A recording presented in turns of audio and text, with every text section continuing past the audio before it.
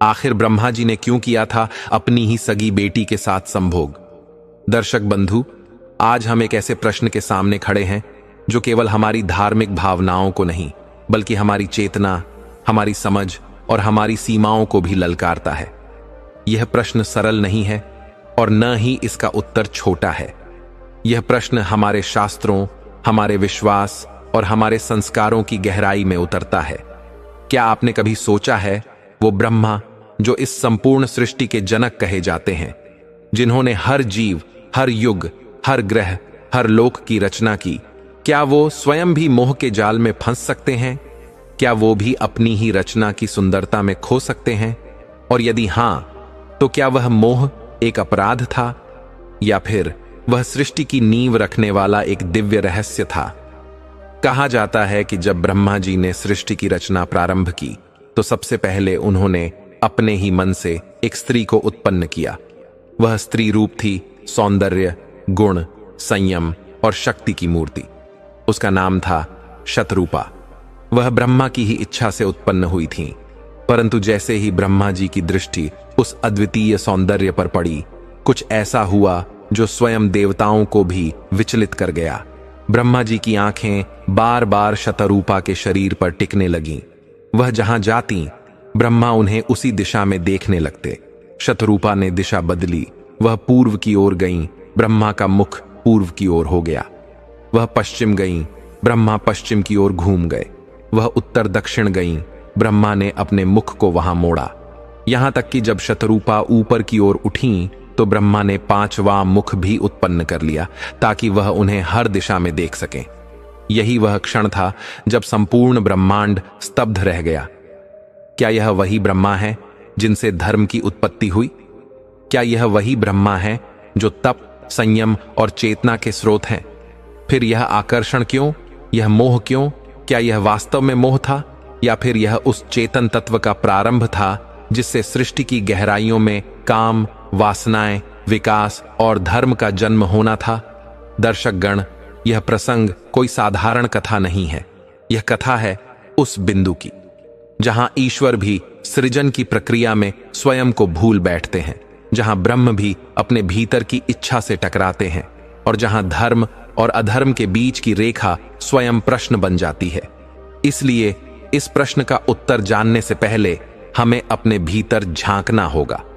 क्या हम तैयार हैं उस सत्य को स्वीकारने के लिए जो देखने में अशुद्ध लगे, पर जिसकी जड़ें ब्रह्मांड के सबसे शुद्ध रहस्य में छिपी हों? ब्रह्मा और शतरूपा की यह कथा सिर्फ संबंधों की नहीं बल्कि सृष्टि, चेतना और सत्य के उस द्वार की है जहां प्रवेश करने के बाद कई भ्रम टूटते हैं, कई संस्कार झुकते हैं और केवल ज्ञान बचता है। तो चलिए अब उस द्वार की ओर बढ़ते हैं। लेकिन आगे बढ़ने से पहले आपको यह बता दें कि गरुड़ पुराण में साफ साफ कहा गया है, चाहे वह कोई कथा हो या कोई सीख, अगर उसे बीच में छोड़ दिया जाए तो वह पाप की श्रेणी में आता है। इसीलिए मेरा समस्त भाइयों और बहनों से विनम्र निवेदन है कि कृपया इस कथा को अंत तक अवश्य सुनें। और अगर आप एक सच्चे सनातनी हैं तो हमारे चैनल को सब्सक्राइब जरूर करें। साथ ही नीचे जय श्री राम लिखकर अपना आशीर्वाद और समर्थन देना न भूलें। तो चलिए अब श्रीहरि की कृपा से कथा आरंभ करते हैं। मित्रों, यह उस समय की बात है जब चित्तौड़गढ़ राज्य में एक राजकुमार सिद्धार्थ हुआ करते थे। उनका स्वभाव बड़ा ही विचित्र और विचारशील था। उन्हें हर रात वेश बदलकर नगर में घूमने की आदत थी। वे अपने साथ एक सेवक रखते और नगर में जो कुछ घटता उसे देखकर चिंतन मनन करते। उनके पिता राज्य के राजा बहुत वृद्ध हो चुके थे और एक दिन उनका देहांत हो गया। पिता के निधन के बाद सिद्धार्थ को राजगद्दी मिली, परंतु राज सिंहासन पर बैठने के बाद भी उन्होंने नगर भ्रमण की अपनी आदत नहीं छोड़ी। फर्क बस इतना हुआ कि अब वे सेवक की जगह एक मंत्री को साथ रखते थे। एक रात की बात है, वे और उनके मंत्री वेश बदलकर नगर की गलियों से गुजर रहे थे। तभी एक घर से स्त्रियों की हंसी और बातचीत की मधुर आवाजें आती हैं। राजा और मंत्री दरवाजे के पास खड़े होकर भीतर झांकते हैं। भीतर तीन सुंदर युवतियां आपस में हंसते बतियाते दिखती हैं। तीनों बहनें प्रतीत होती हैं और अपने अपने मन की बात कह रही होती हैं। सबसे बड़ी बहन बोली, मुझे स्वादिष्ट भोजन का बड़ा शौक है, इसलिए मैं किसी राजसी रसोइये से विवाह करना चाहती हूं, जिससे मुझे जीवन भर उत्तम भोजन मिलता रहे। मझली बहन बोली, मैं किसी बड़े अधिकारी से विवाह करना चाहती हूं, राजा का मंत्री हो या सेनापति या कोतवाल, ऐसा कोई हो तो मेरा जीवन सफल हो जाए। अब छोटी बहन चुप थी। दोनों ने उससे पूछा, तू चुप क्यों है, अपनी बात कहना। तब वह बोली, मेरा मन किसी नौकर चाकर से नहीं भर पाएगा, मैं तो स्वयं राजा से विवाह करूंगी, ताकि तुम दोनों के पतियों पर मेरा हुक्म चले। और इतना ही नहीं, मेरा सपना है कि राजा से मुझे ऐसा पुत्र हो जो हंसे तो फूल झड़ें, रोए तो आंखों से मोती टपकें, एक ओर के बाल सोने जैसे हों और दूसरी ओर के चांदी जैसे। बस यही मेरा स्वप्न है। यह सुनकर बड़ी और मझली बहनें हंसी से लोटपोट हो गईं। तू तो सदा की पगली है, कैसी कैसी बातें करती है। राजा और मंत्री बाहर खड़े सब सुनते रहे। राजा को यह सुनकर बड़ा कौतूहल हुआ। उन्होंने मंत्री से कहा, इस घर को पहचान लो और कल सुबह इन तीनों बहनों को दरबार में बुलवाओ, मैं स्वयं उनसे बात करना चाहता हूं। राजा झा के अनुसार अगली सुबह वे तीनों बहनें दरबार में उपस्थित की गईं। राजा ने उन्हें देखकर सबसे छोटी बहन की सुंदरता पर मोहित हो गया। फिर उनसे कहा, जो बातें तुम तीनों ने रात को अपने घर में की थीं, उन्हें सच सच बताओ, क्योंकि वे मैंने स्वयं सुनी है। यदि कुछ छिपाया तो तुम्हें दंड मिलेगा। तीनों बहनें लज्जा से सिर झुका लेती हैं, बड़ी संकोच के साथ कहती हैं, महाराज, हमें ठीक याद नहीं, हम बस हंसी मजाक कर रही थीं। राजा ने उन्हें आश्वासन दिया, जो कुछ भी तुमने कहा था वही दोहराओ और मैं तुम्हारी इच्छाओं को पूर्ण करने का प्रयास करूंगा। राजा की दृढ़ता के आगे वे मजबूर हो गईं और रात की बातें बता दी। राजा प्रसन्न हुआ। उसने दरबार में अपने एक रसोइये को बुलाया और बड़ी बहन का विवाह उससे करवा दिया। फिर अपने एक मंत्री को बुलाया और मझली बहन का विवाह उसके साथ किया। अंत में उसने छोटी बहन की ओर देखा और कहा, तुम्हारी इच्छा थी कि तुम राजा से विवाह करो और मैं स्वयं राजा हूं, अतः मैं तुम्हें अपनी पत्नी रूप में स्वीकार करता हूं। यह सुनते ही छोटी बहन हर्ष से भर उठी। उसका चेहरा दिव्य चमक से खिल गया। ऐसे संयोग, ऐसी कृपा केवल पूर्व जन्मों के पुण्य और प्रभु इच्छा से ही संभव होती है। यह कथा बताती है कि ईश्वर कभी किसी की सच्ची भावना और दृढ़ संकल्प को व्यर्थ नहीं जाने देते। जो प्रेम, आस्था और स्वप्न में भी विश्वास करता है, उसे कभी खाली हाथ नहीं लौटाते। राजा ने अपने सभी दरबारियों को तुरंत आदेश दिया कि वे उसके विवाह की तैयारियां शुरू कर दें। इतना कहकर वह स्वयं उठकर वहां से चला गया। राजा की आज्ञा मिलते ही समस्त कर्मचारी तैयारियों में लग गए। उधर उन तीनों बहनों के विवाह की तैयारी आरंभ हो गई। छोटी बहन का विवाह बड़े धूमधाम के साथ स्वयं राजा से हुआ। बड़ी बहन का विवाह एक रसोइये से करवा दिया गया और मंझली बहन का विवाह राज्य के एक मंत्री से संपन्न हुआ। अब तीनों बहनें अपने अपने पतियों के साथ रहने लगीं। छोटी बहन को रानी बनाकर राजा के महलों में भेज दिया गया। यह देखकर बड़ी और मंझली बहन के हृदय में जलन की अग्नि जलने लगी। जब भी दोनों मिलती तो एक ही बात बार बार दोहराती, देखो बहन, हमारी छोटी बहन सच में रानी बन गई और हम अपनी अपनी पसंद के वर पाकर भी उसकी दासी जैसे बनकर रह गए हैं। आखिर उसमें ऐसा क्या था जो राजा ने उसे चुन लिया? वह कौन सी अप्सरा है? मंझली बहन कहती, बहन, बुरा तो मुझे भी लग रहा है। राजा को उसमें ऐसा क्या दिखा जो उसने उसे अपनी रानी बना लिया? बातें तो कोई भी कर सकता है, मेरे विचार में तो रानी बनने की असली हकदार तुम थी। बड़ी बहन कहती, सच में मुझे भी यह देखकर आश्चर्य होता है कि राजा को क्या हो गया था जो उसने उसे चुना। वह तो तुम्हारे सामने कहीं नहीं ठहरती। इस तरह वे दोनों एक दूसरे की तारीफ करके अपने मन को तसल्ली देती, मगर भीतर ही भीतर वे इतनी जलन महसूस करती थीं कि सोचती, हम उसकी बड़ी बहनें होकर भी उसके नीचे क्यों रहें? उसके एक इशारे पर हम और हमारे पति तक चल पड़ते हैं। इस अपमान की आग उन्हें भीतर ही भीतर जला रही थी। रानी जब भी अपनी बहनों से मिलने जाती तो कभी अपनी हैसियत का घमंड नहीं करती थी। वह उन्हें उसी स्नेह से मिलती जैसे पहले मिला करती थी, ताकि उन्हें यह न लगे कि वह उन्हें नीचा दिखा रही है। रानी अपने मन में अपनी दोनों बहनों के लिए अत्यंत प्रेम रखती थी। नगर में सभी जानते थे कि रानी की दोनों बहनें नौकरों की पत्नियां हैं, परंतु रानी उनसे स्नेह ही रखती थी। कुछ समय बीतने पर रानी गर्भवती हो गई। यह शुभ समाचार पाकर राजा अत्यंत प्रसन्न हुआ। उधर उसकी दोनों बहनें भी मिलने आईं और कहने लगीं, बहन, हमें बहुत प्रसन्नता है कि तू मां बनने वाली है। अब हम दोनों ही तेरी सेवा में रहेंगे, तेरी देखभाल करेंगे। रानी ने प्रसन्न होकर कहा, यह तो मेरे लिए सौभाग्य की बात होगी। आप मेरी बड़ी बहनें हैं, मेरे लिए तो आप मां के समान हैं। भला मेरी सेवा आपसे बढ़कर और कौन कर सकता है। बस आप अपने पतियों से कहकर राजा से यह निवेदन करवा दीजिए, मुझे विश्वास है वे अनुमति दे देंगे। दोनों ने अपने पतियों के माध्यम से राजा के पास आवेदन भेजा। राजा ने कहा, मैं रानी से पूछकर उत्तर दूंगा। जब राजा ने रानी से पूछा तो वह सहर्ष तैयार हो गई। फिर राजा ने उन दोनों बहनों को रानी की देखभाल के लिए महल में रहने की अनुमति दे दी। अब उन दोनों को अपनी चालें चलने का अवसर मिल गया था। समय बीतता गया और जब रानी के प्रसव का समय आया तो दोनों बहनों ने सारे दास दासियों को वहां से हटा दिया। रानी ने एक अत्यंत सुंदर और तेजस्वी बालक को जन्म दिया। बालक को देखकर उनकी जलन और अधिक बढ़ गई। उन्होंने उस नवजात शिशु को चुपचाप एक कंबल में लपेटा, लकड़ी के संदूक में रखा और उसे नदी में बहा दिया।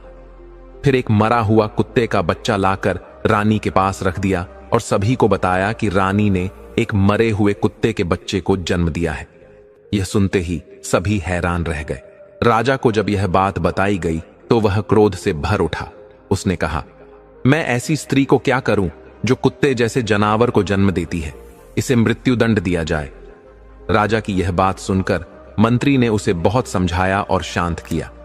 उधर वह संदूक जिसमें वह बालक था बहता हुआ राजा के बगीचे के पास पहुंचा। उसी बगीचे की रखवाली के लिए एक सैनिक नियुक्त था, जिसका घर भी नहर के किनारे था। उसने बहते संदूक को देखा तो उसे बाहर निकाला। जब उसने संदूक खोला तो अंदर एक अत्यंत सुंदर और तेजवान बालक लेटा हुआ था। वह सैनिक हैरान रह गया कि इतने सुंदर बालक को कोई कैसे इस तरह छोड़ सकता है। उस सिपाही ने ज्यादा विचार नहीं किया कि वह बच्चा नहर में कैसे आया, किसने उसे डाला और क्यों डाला। वह बस उस बच्चे को अपने पास रख लेता है, क्योंकि मित्रों, उस सिपाही की भी कोई संतान नहीं थी। वह उस मासूम को उठाकर अपनी पत्नी के पास ले आता है और कहता है, भाग्यवान, आज भगवान ने हमें यह बच्चा दिया है। उसकी पत्नी भी इस वरदान को पाकर अत्यंत प्रसन्न हो जाती है। उस दिन से बिना किसी से कुछ कहे सिपाही की पत्नी उस बच्चे का पालन पोषण करने लगती है। समय धीरे धीरे बीतता है और 1 वर्ष बीत जाता है। फिर अगले वर्ष रानी को पुनः पुत्र रत्न की प्राप्ति होती है, परंतु इस बार भी उसकी दोनों दुष्ट बहनें वही कपट करती हैं। बालक को नहर में फेंक देती हैं और रानी के पास एक मरी हुई बिल्ली का बच्चा रख देती है। जब यह समाचार राजा तक पहुंचता है, वह स्वयं रानी के पास आता है और उस मरे हुए जीव को देखकर उसका क्रोध 7वें आसमान पर पहुंच जाता है। राजमहल में फिर से मातम छा जाता है। राजा इस बार रानी को दंड देना चाहता है, लेकिन मंत्री की विनती पर वह रानी को मारने से तो रुक जाता है, परंतु अब रानी के प्रति सम्मान धीरे धीरे सबके मन में कम होने लगता है। उधर नहर में बहता हुआ दूसरा बच्चा भी उसी सिपाही को मिल जाता है। वह उसे भी अपनी पत्नी को सौंप देता है और पत्नी उसे भी अपने पुत्र की भांति पालने लगती है। कुछ समय पश्चात रानी को तीसरी बार संतान प्राप्त होती है, इस बार एक कन्या। परंतु रानी की बहनों का हृदय फिर से दया से शून्य रहता है। वे उस कन्या को भी नहर में फेंक देती हैं। इस बार वह बच्ची एक माली के हाथ लगती है और माली उसे अपनी पुत्री की भांति पालने लगता है। उधर जब रानी के पास एक मरी हुई सुंदरी हुंदर रख दी जाती है, तब राजा का क्रोध अब अपार हो जाता है। नगर में लोग अब ताने मारते हैं, कहते हैं कि रानी कुत्ते बिल्ली ही जन्म देती है। राजा इसे अपना अपमान समझता है, कहता है, अब इसे जीवित नहीं छोड़ूंगा। परंतु मंत्री ने फिर एक बार हाथ जोड़कर करुणा से अनुरोध किया और कहा, महाराज, इसमें रानी का क्या दोष है? मारने से संतान नहीं आएगी। राजा मान तो जाता है, लेकिन कहता है, मैं उसे जान से नहीं मारूंगा, पर ऐसी सजा दूंगा जो मृत्यु से भी अधिक कष्टदायक हो। राजा आदेश देता है कि नगर के चौराहे पर एक जेलनुमा महल बनवाया जाए, जिसमें लकड़ी का एक पिंजरा हो। उसी पिंजरे में रानी को बंद करवा देता है। साथ ही यह भी फरमान जारी करता है कि हर गुजरने वाला रानी पर थूके, और जो ऐसा न करे उसे भी वैसा ही दंड मिलेगा जैसा रानी को मिला है। मंत्री का मन इस अन्याय से विचलित हो जाता है। वह जानता है कि यह सजा तो उस निर्दोष रानी की नहीं, बल्कि उसकी दुष्ट बहनों की है। उधर माली के घर में पले वे तीनों बच्चे अब बड़े हो गए हैं। माली और उसकी पत्नी का देहांत हो चुका है। उनका अंतिम संस्कार कर तीनों भाई बहन एक साथ रहने लगते हैं। दोनों भाई राजा की सेना में काम करने लगते हैं, पर राजा से भेंट नहीं होती। एक दिन दोनों भाई शिकार खेलने निकलते हैं और बहन घर पर अकेली रह जाती है। तभी एक वृद्धा वहां आती है और कहती है, बेटी, मुझे कुछ समय यहां ठहरने देना। लड़की सहर्ष अनुमति दे देती है, उसे भोजन कराती है, सेवा करती है और उसे अपने सुंदर बाग, तालाब और महल दिखाती है। वातावरण की छटा देख वृद्धा का हृदय भी आनंद से भर उठता है। लड़की पूछती है, अम्मा, मेरे इस घर और बाग के बारे में आपकी क्या राय है? क्या कुछ ऐसा है जो अभी भी यहां होना चाहिए? बुढ़िया ने कहा, बेटी, यह प्रश्न मुझसे मत पूछो, अच्छा रहेगा। मैं कहूंगी तो तुम सोचोगी कि यह 2 टके की बुढ़िया तेरे महल और बाग में कमी निकालने आ गई। लड़की ने प्रेम पूर्वक कहा, मां जी, मैं ऐसा कुछ नहीं सोचूंगी। तुम जो भी कमी समझो मुझे बताओ, मैं उसे पूरा करने की पूरी कोशिश करूंगी। तब बुढ़िया बोली, बेटी, सब कुछ तो अच्छा है, सुंदर है, लेकिन मेरी समझ में अगर इसमें 3 चीजें और आ जाएं, तो यह बाग संसार का सबसे अनुपम बाग बन जाएगा। परंतु वे चीजें पाना आसान नहीं है। लड़की ने उत्सुक होकर कहा, मां, वे 3 चीजें क्या हैं? कृपया बताओ। बुढ़िया बोली, ध्यान से सुनो। पहली वस्तु है एक बुलबुल, जो मनुष्य की तरह बोलती है। जब वह गाती है तो सैकड़ों हजारों चिड़ियां उसके आसपास इकट्ठा होकर स्वर में स्वर मिला लेती हैं। दूसरी चीज है एक गाने वाला पेड़, जिसके पत्ते मोटे और चिकने होते हैं, और जब हवा चलती है तो वे आपस में रगड़ खाते हैं और एक मधुर संगीत उत्पन्न होता है। वह संगीत जिसे भी सुनाई देता है वह मंत्रमुग्ध हो जाता है। तीसरी चीज है सुनहरा पानी, जिसकी एक बूंद अगर किसी बर्तन में रख दी जाए तो वह बर्तन अपने आप भर जाता है और उसमें से एक अनंत फव्वारा फूटता है, जो कभी बंद नहीं होता, क्योंकि वह पानी बार बार उसी बर्तन में लौट आता है। बुढ़िया की यह अद्भुत बात सुनकर लड़की ने पूछा, अम्मा, जब तुम्हें इन चीजों की इतनी जानकारी है तो यह भी बताओ कि वे मिलेंगी कहां? बुढ़िया बोली, बेटी, मैं यह नहीं बता सकती कि वे कहां मिलेंगी, लेकिन हां, इतना जानती हूं कि अगर कोई व्यक्ति उत्तर दिशा की ओर सीधे चलता जाए तो 10 दिन के बाद जो पहला व्यक्ति उसे मिलेगा वही आगे की राह बताएगा। फिर बुढ़िया उठ खड़ी हुई और बोली, अब मैं चलती हूं, काफी देर हो गई है। उसे यह झांत नहीं था कि वह लड़की इतनी साहसी है कि स्वयं ही उन वस्तुओं की खोज में निकल पड़ेगी। इसीलिए उसने जो भी जानती थी विस्तार से बता दिया। लड़की ने उसकी हर एक बात को मन में अच्छी तरह याद कर लिया। जब दोनों भाई शिकार से लौटे तो बहन को उदास बैठे देखा। उन्होंने पूछा, बहन, क्या तबीयत ठीक नहीं है या कोई बात तुम्हारे मन के खिलाफ हो गई है? लड़की ने सिर झुकाकर कहा, नहीं भाई, ऐसी कोई बात नहीं है। भाइयों ने फिर कहा, या तो तुम झूठ बोल रही हो या कुछ तो बात जरूर है जो तुम्हें खाए जा रही है। अगर तुम नहीं बताओगी तो हम तुम्हारे पास से उठकर नहीं जाएंगे। लड़की ने जब देखा कि वे जिद पर अड़े हैं तो बोली, मैं इसलिए नहीं बताना चाहती थी क्योंकि जो कहूंगी वह सुनकर तुम्हें चिंता होगी, तुम्हें कष्ट होगा। लेकिन जब तुम जानना ही चाहते हो तो सुनो, यह महल हमारे पिता ने हमारे लिए बनवाया था और उन्होंने इसमें कोई भी सुंदरता की कमी नहीं रखी थी। लेकिन आज मुझे पता चला है कि इसमें 3 चीजों की कमी है। यदि वे तीनों चीजें यहां आ जाएं तो यह महल सबसे अनुपम हो जाएगा। भाइयों ने पूछा, वे कौन कौन सी चीजें हैं? लड़की ने बताया, एक है बोलने वाली बुलबुल, दूसरी है संगीत पैदा करने वाला पेड़ और तीसरी है सुनहरा पानी, जिसकी एक बूंद से कभी खत्म न होने वाला फव्वारा फूटता है। मैं इसी चिंता में हूं कि उन्हें कैसे लाऊं। भाइयों ने कहा, अगर तुम बता दो कि वे कहां मिल सकती हैं और किस दिशा में, तो हम उन्हें लाने का प्रयास करेंगे।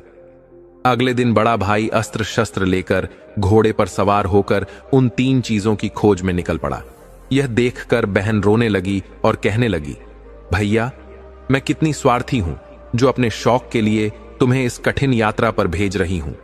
मैं अपनी मांग वापस लेती हूं। अब कभी भी इन चीजों का जिक्र नहीं करूंगी। तुम मत जाओ। बड़ा भाई मुस्कुराकर बोला, बहन, जो भाई एक बार कमर कसता है वह पीछे नहीं हटता। अगर मैं नहीं गया तो जीवन भर यह बात मुझे कचोटती रहेगी कि मैं डरपोक हूं। फिर उसने अपनी बहन को एक खंजर दिया और कहा, जब तक यह खंजर वैसा ही है तब तक मैं सकुशल हूं, लेकिन यदि इसमें से खून की बूंदें टपकने लगें तो समझ लेना कि मैं इस दुनिया में नहीं रहा। भाई बहन दोनों उदास हो गए, लेकिन बड़े राजकुमार ने किसी की नहीं सुनी और उत्तर दिशा की ओर निकल पड़ा। लगातार यात्रा करते हुए 20 दिन बीत गए। तभी उसे एक विचित्र दृश्य दिखा। एक झोपड़ी थी और उसके बाहर एक वृद्ध तपस्वी बैठा था। उसके बाल सफेद थे और इतने लंबे हो गए थे कि पूरे शरीर को ढक चुके थे। उसकी दाढ़ी, मूंछ और भुजाएं सब ढकी हुई थीं। नाखून बहुत बड़े हो गए थे और उसने अपने शरीर को एक चटाई से ढक रखा था जिस पर उसके बाल बिखरे थे। राजकुमार समझ गया कि यह कोई साधु है जो निर्जन वन में तपस्या कर रहा है। वह घोड़े से उतरकर उनके पास गया और प्रणाम किया। तपस्वी ने उत्तर तो दिया, लेकिन बालों के कारण उसकी वाणी स्पष्ट नहीं थी। राजकुमार ने तुरंत जेब से एक छोटी सी कैंची निकाली और विनम्रता से कहा, तपस्वी महाराज, आपके बालों के कारण आपकी बात समझ में नहीं आ रही है। यदि आप आज्ञा दें तो मैं आपकी दाढ़ी, मूंछ और बाल थोड़े काट दूं। तपस्वी ने इशारे से सहमति जताई और राजकुमार ने उनके सारे बाल सावधानी से काट दिए। अब वह चेहरा, जो समय की परछाइयों से घिरा था, एकदम नया सा लगने लगा। साधु के भीतर की ज्योति जैसे और उजागर हो गई हो। राजकुमार ने श्रद्धा से कहा, तपस्वी वर, यदि मेरे पास दर्पण होता तो मैं आपको दिखाता कि आप तो जैसे वृद्ध से युवा हो गए हैं। राजकुमार की भावभीनी बातों पर तपस्वी की आंखों में करुणा की चमक उभर आई। वे मुस्कुराए और बोले, बेटा, तुम्हारी सेवा से मेरा हृदय प्रसन्न है। बताओ, इतनी दूर से किस उद्देश्य से आए हो? मैं तुम्हारे लिए क्या कर सकता हूं? राजकुमार ने विनम्र भाव से कहा, हे साधु महाराज, मैं बहुत दूर से आया हूं, एक गाने वाली बुलबुल, एक दुर्लभ वृक्ष और स्वर्णवर्णी जल की खोज में। कृपा करके बताइए कि ये दिव्य वस्तुएं मुझे कहां मिल सकती हैं। राजकुमार के वचन सुनकर तपस्वी एकदम शांत हो गए। राजकुमार ने थोड़ा और झुककर पूछा, महाराज, आप मौन क्यों हो गए? कुछ तो कहिए। यदि आप नहीं जानते तो मना कर दीजिए। तपस्वी ने धीरे से उत्तर दिया, पुत्र, मैं जानता हूं कि वे वस्तुएं कहां हैं, लेकिन मैं तुम्हें बताना नहीं चाहता। तुम्हारे द्वारा की गई सेवा के बदले मैं तुम्हें संकट में नहीं डाल सकता। जिस मार्ग से वे प्राप्त होती हैं वह अत्यंत कठिन और भयावह है। सैकड़ों लोग उस दिशा में गए पर कोई लौटकर नहीं आया। इसीलिए मैं चाहता हूं कि तुम अपने मार्ग से वापस लौट जाओ। राजकुमार की आंखों में अडिग संकल्प था। उसने दृढ़ता से कहा, बूढ़े बाबा, मैं लौटने नहीं आया हूं। मैंने अपनी बहन से वचन दिया है, चाहे मेरे प्राण ही क्यों न चले जाएं, मैं अपनी प्रतिज्ञा पूरी करके रहूंगा। आप कृपा करके केवल मार्ग बता दीजिए। मेरे युद्ध कौशल पर विश्वास रखिए। तपस्वी ने गहरी सांस ली और बोले, बेटे, कठिनाई यही है कि वहां तुम्हें युद्ध करने का अवसर ही नहीं मिलेगा। वहां जो शत्रु हैं वे सामने से नहीं, छिपकर वार करते हैं। राजकुमार ने शांत भाव से कहा, मैं छिपे हुए वारों को भी सहने और उनसे लड़ने का साहस रखता हूं। मुझे मार्ग दिखाइए। तपस्वी ने बहुत समझाया, बहुत रोकने का प्रयास किया, लेकिन जब देखा कि राजकुमार अपने निश्चय से टलने वाला नहीं है तो उन्होंने झोले से एक गेंद निकाली और राजकुमार को देते हुए बोले, बेटा, मुझे तुम्हारे जीवन की चिंता हो रही है, लेकिन तुमने यदि ठान ही लिया है तो तुम्हें यह गेंद लेनी होगी। घोड़े पर सवार होकर सीधे उस दिशा में जाओ और इस गेंद को धरती पर गिरा देना। यह स्वयं लुढ़कती जाएगी। जब तक यह लुढ़कती रहे तुम इसके पीछे चलते रहना।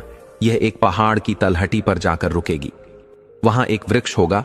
घोड़े को उस वृक्ष से बांध देना और पैदल पहाड़ पर चढ़ना प्रारंभ कर देना। चढ़ाई करते समय तुम्हारे दोनों ओर काले पत्थर होंगे। उन्हें देखकर विचलित मत होना।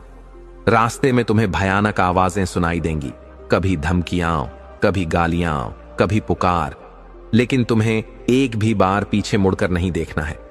यदि तुम डरकर पीछे देखोगे तो तुम और तुम्हारा घोड़ा उन्हीं पत्थरों में परिवर्तित हो जाओगे। वे सारे काले पत्थर उन्हीं लोगों के हैं जो इन वस्तुओं की खोज में निकले थे, लेकिन डर के कारण पीछे देख बैठे और शिला बन गए। यदि तुम साहस और धैर्य से पहाड़ की चोटी तक पहुंच गए तो वहां एक वृक्ष पर एक पिंजरा लटका मिलेगा। उसमें वह गाने वाली बुलबुल बंद होगी।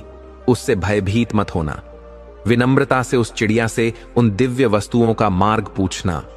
वह तुम्हें बताएगी कि वह वृक्ष और वह सुनहरा जल कहां मिलेगा। जब तुम यह सब प्राप्त कर लोगे तब तुम्हारी यात्रा सरल हो जाएगी। बेटा, मैंने तुम्हें सब कुछ बता दिया, पर फिर भी एक बार निवेदन करता हूं, वापस लौट जाओ। मेरा अंतर साफ देख रहा है, तुम वहां तक नहीं पहुंच पाओगे। तुम भी एक काले पत्थर में परिवर्तित हो जाओगे। राजकुमार ने सन्यासी की बात मानने से इनकार कर दिया और आगे बढ़ने को तैयार हो गया। तब तपस्वी ने गेंद उसे सौंप दी।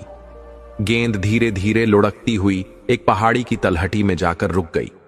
वहां से ऊपर चढ़ने के लिए रास्ता बहुत कठिन और पत्थरीला था। राजकुमार ने घोड़े को वहीं एक वृक्ष से बांधा और पहाड़ की चढ़ाई शुरू की।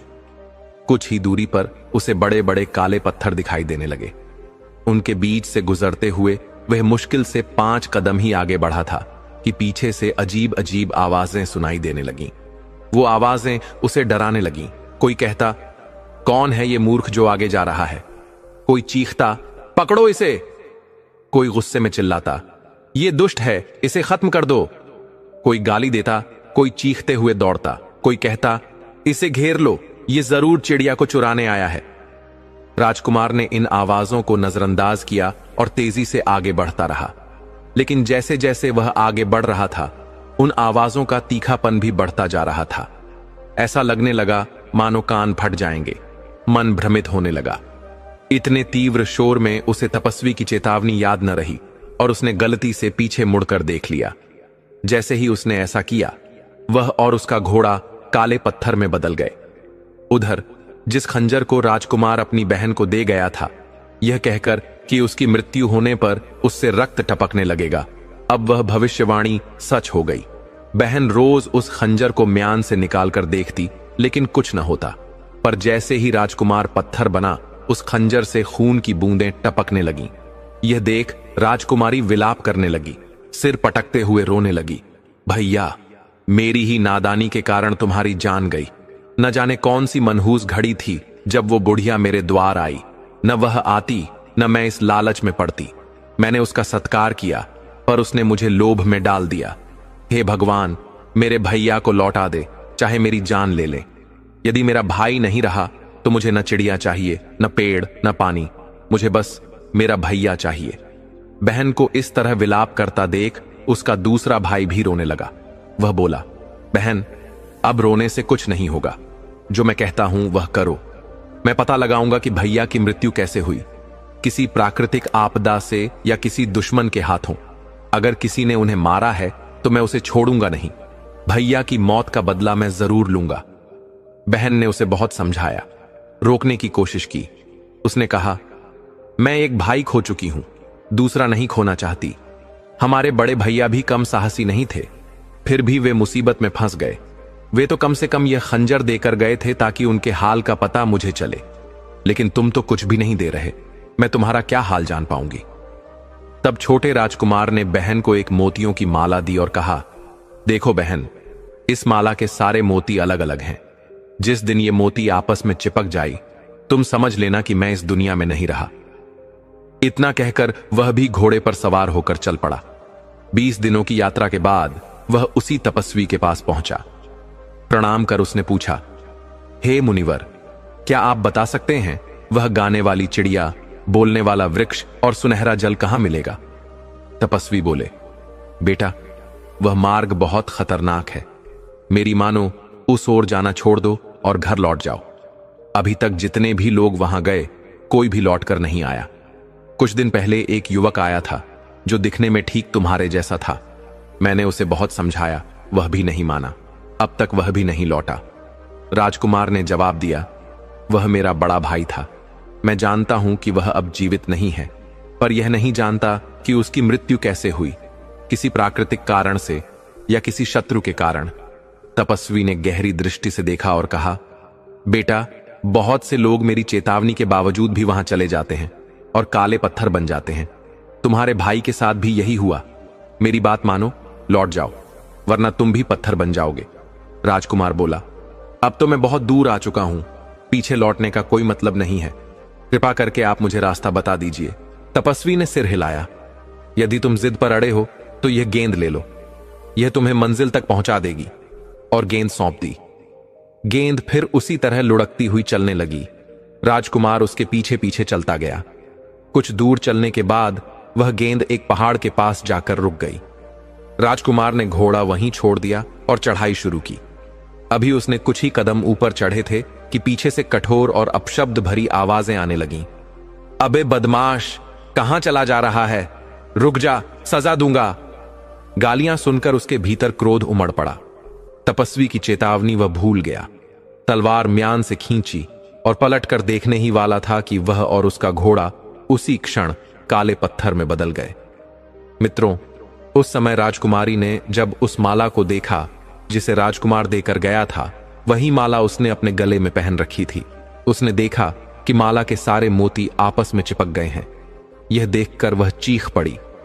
उस क्षण उसके हृदय ने जान लिया कि उसका दूसरा भाई भी अब इस धरती पर नहीं है। यह शोक उसके अंतर्मन को चीर गया। वह अपने भाई के वियोग में फूट फूट कर रोने लगी। आंसुओं की धारा इतनी तीव्र थी कि वह बेहोश होकर गिर पड़ी। जब होश में आई तो उसका मन आत्मग्लानि से भर गया। उसने सोचा, मेरे ही कारण मेरे दोनों भाई इस संसार से विदा हो गए हैं। अब मेरे जीवित रहने का कोई प्रयोजन नहीं है। लेकिन वह कोई साधारण युवती नहीं थी।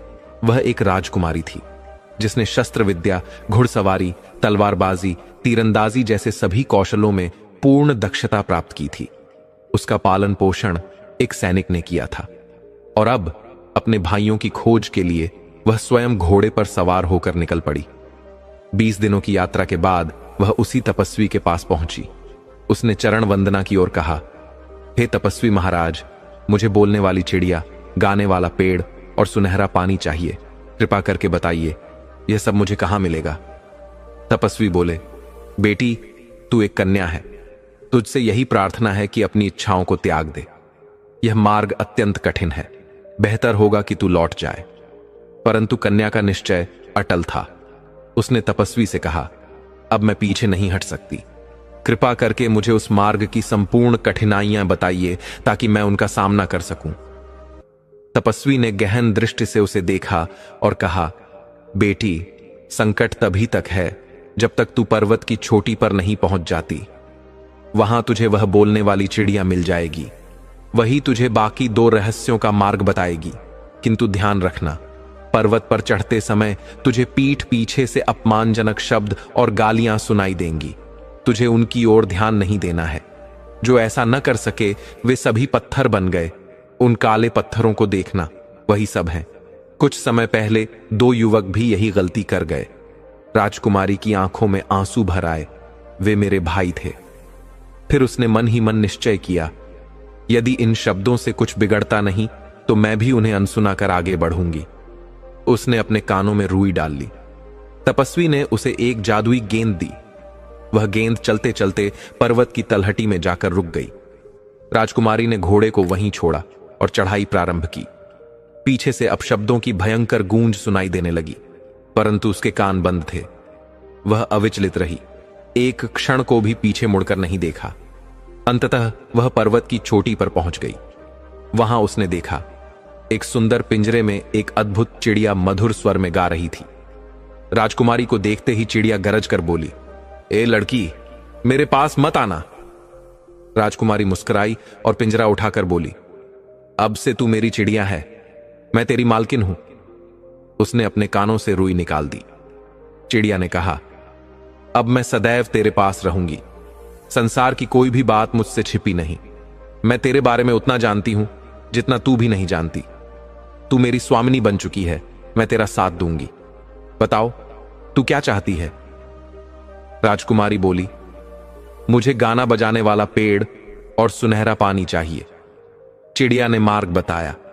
राजकुमारी उस रास्ते पर चली और एक कुंड तक पहुंची जिसमें सुनहरा जल था। उसने चांदी की सराय में जल भर लिया। फिर उसने पेड़ के बारे में पूछा। चिड़िया बोली, तेरे पीछे जो बड़ा जंगल है उसी में वह गाने वाला पेड़ मिलेगा। वहां जाने पर तू स्वयं जान जाएगी, क्योंकि उस पेड़ से संगीत की धुन निकलेगी। लेकिन तू उसे उखाड़े नहीं, केवल उसकी एक टहनी तोड़ लेना। जब तू उसे अपनी वाटिका में रोपेगी तो वह एक विशाल वृक्ष बन जाएगा। और मित्रों, इस प्रकार वह राजकुमारी न केवल साहस और प्रेम की मिसाल बन गई, बल्कि अपने भाइयों की मुक्ति का भी कारण बनी। क्योंकि जब इरादा अटल हो और हृदय पवित्र, तब हर कठिनाई भी मार्ग बन जाती है। उस चिड़िया के बताए अनुसार राजकुमारी उस जंगल में पहुंचती है और वहां से वह गाने वाले पेड़ की एक टहनी तोड़कर अपने साथ ले आती है। अब उसके पास तीनों चीजें, बोलने वाली चिड़िया, गाने वाले पेड़ की टहनी और सुनहरा जल, पूरी हो चुकी थीं। लेकिन उसके मन में बस एक ही बात थी, उसके दोनों भाई। उन्हें लेकर ही उसका हृदय भरा हुआ था। उसने चिड़िया से पूछा, चिड़िया रानी, मेरे दोनों भाई जो रास्ते में काले पत्थर बन गए हैं, क्या उन्हें फिर से जीवित किया जा सकता है? मुझे तो यह भी नहीं पता कि उनमें से कौन से पत्थर मेरे भाई हैं। चिड़िया ने सहज भाव से उत्तर दिया, जिस सराय में तू सुनहरा जल भरकर लाई है, उसकी एक एक बूंद उन शिलाखंडों पर डालते जाना। तेरे दोनों भाई और उनके घोड़े भी सबके सब फिर से जीवित हो जाएंगे। राजकुमारी का मन चिड़िया की बातों से प्रसन्न हो गया। उसने पिंजरा, सुनहरा जल और पेड़ की टहनी ली और पहाड़ से नीचे उतरने लगी। रास्ते में जहां जहां उसे काले पत्थर दिखाई दिए, उसने उन पर सुनहरे जल की एक एक बूंद छिड़क दी। जिन जिन लोगों को श्राप के कारण पत्थर बना दिया गया था, वे सब पुनः अपने असली रूप में लौट आए। राजकुमारी ने घोड़ों पर भी वही जल छिड़का और वे भी जीवित हो गए। उन्हीं पत्थरों में उसके दोनों भाई भी थे।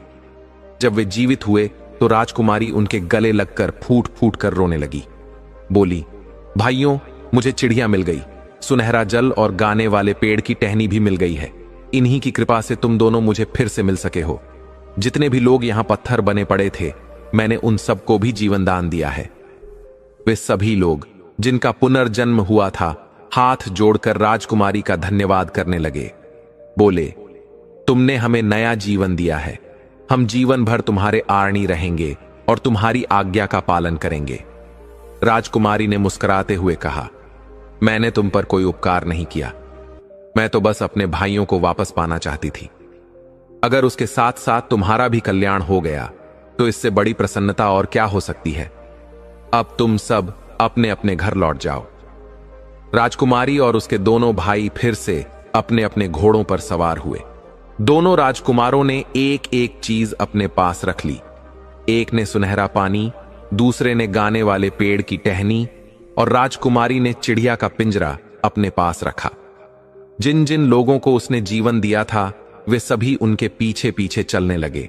जब वे तपस्वी की कुटिया पर पहुंचे तो वे सभी साधु महाराज का धन्यवाद करने के लिए कुटिया की ओर गए।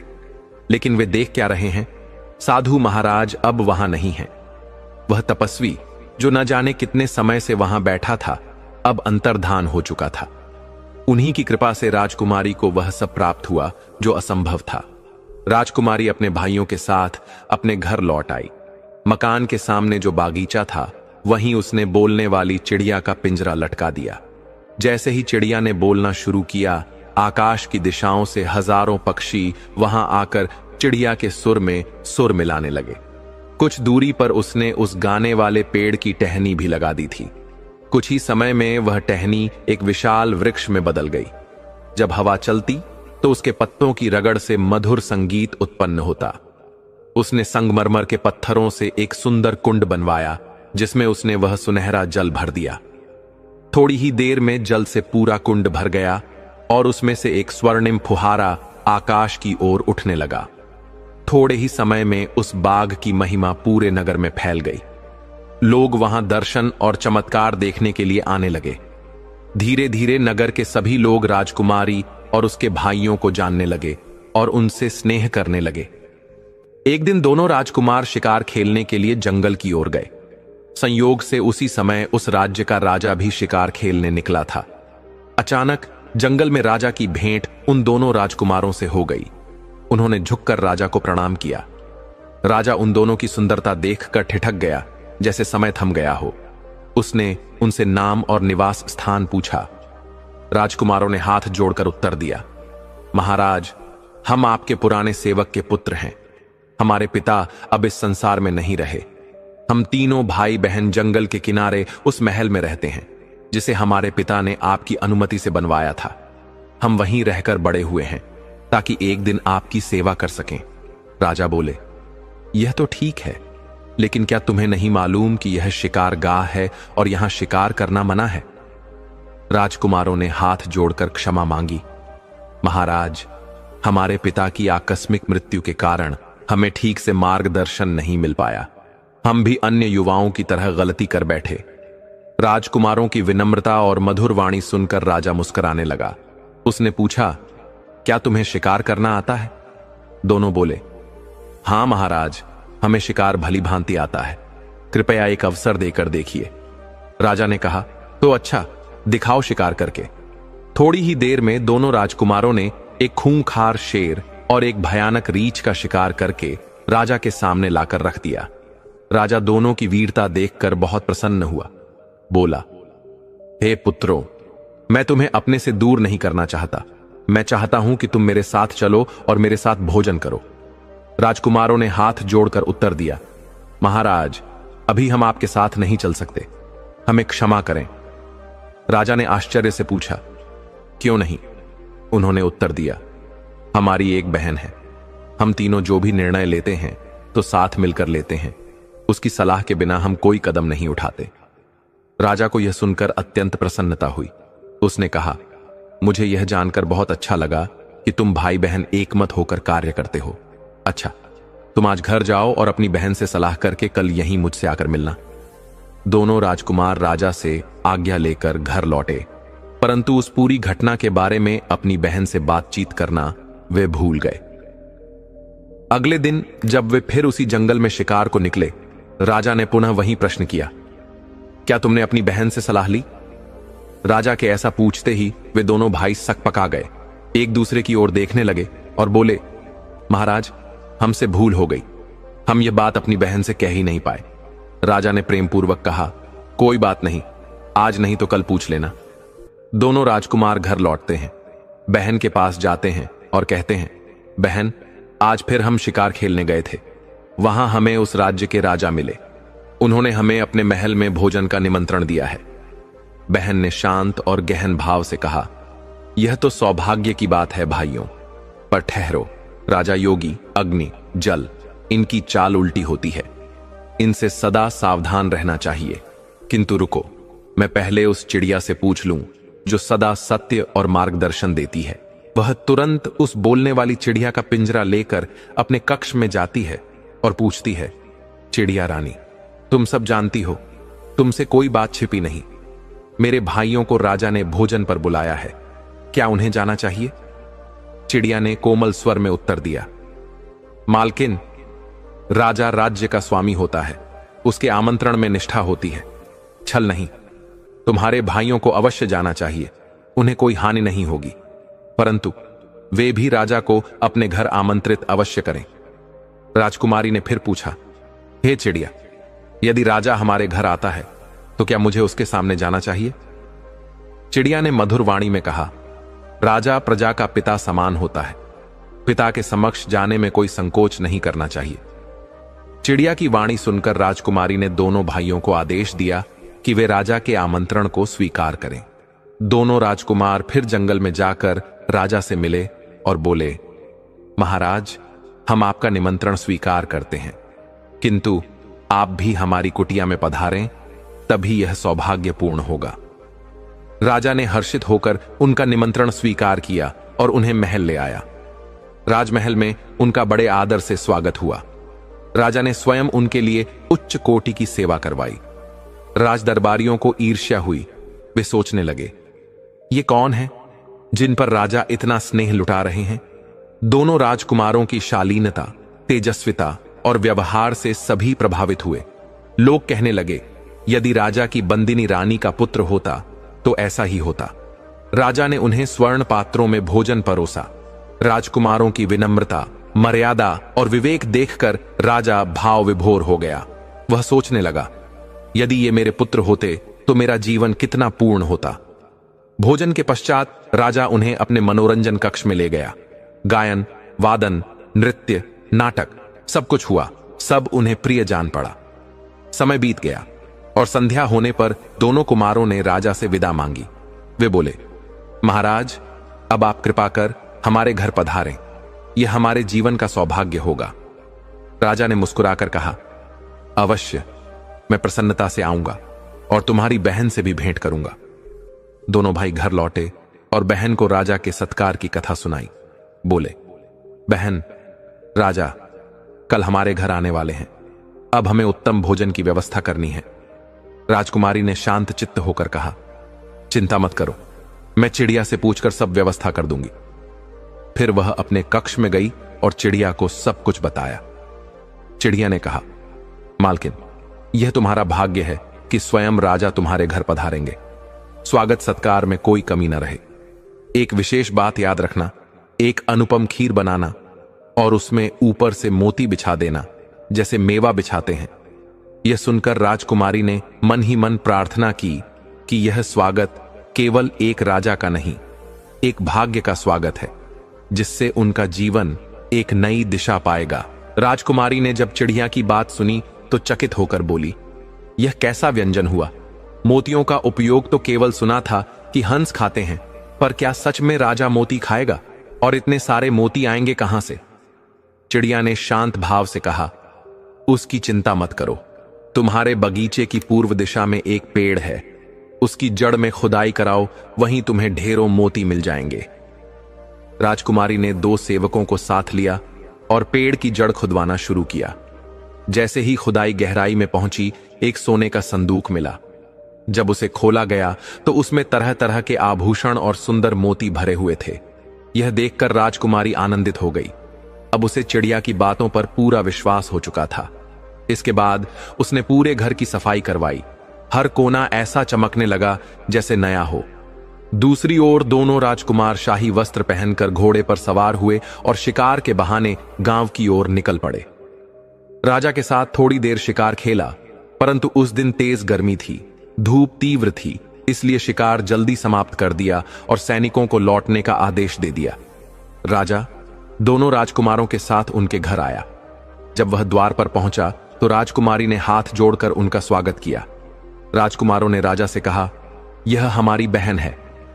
राजा ने स्नेहपूर्वक राजकुमारी के सिर पर हाथ रखा और उसकी सुंदरता को एकटक निहारता रहा। उसे लगने लगा जैसे उसकी शक्ल किसी जानी पहचानी से मिलती हो, पर वह यह समझ नहीं पा रहा था कि किससे। राजकुमारी ने राजा को घर के भीतर ले जाकर हर कक्ष दिखाया। राजा ने जब पूरा भवन देखा तो कहा, तुमने इसे सजाकर महल जैसा बना दिया है। अब अपना बाग भी दिखाओ। किसी ने मुझे इसकी बहुत तारीफ की थी।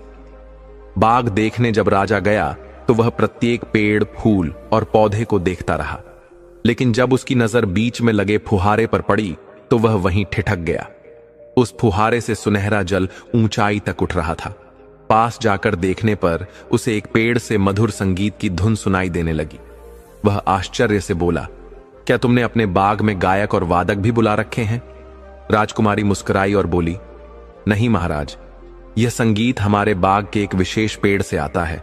जब उसकी पत्तियां आपस में रगड़ खाती हैं तो यही सुर निकलते हैं। राजा यह सुनकर आश्चर्य में पड़ गया।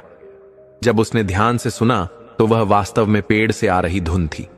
वह बोला, यह तो कल्पना से भी परे है। यह सब तुम्हें कैसे मिला? राजकुमारी ने गंभीर स्वर में कहा, महाराज मत पूछिए, यह सब हमने मौत के मुंह से निकाला है।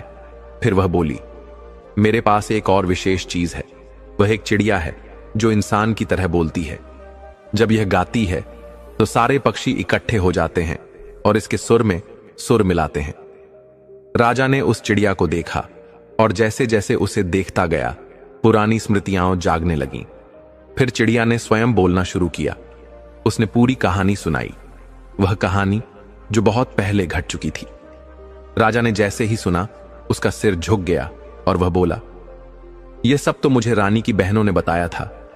वे तो कहती थीं कि वे रानी की शुभ चिंतक हैं।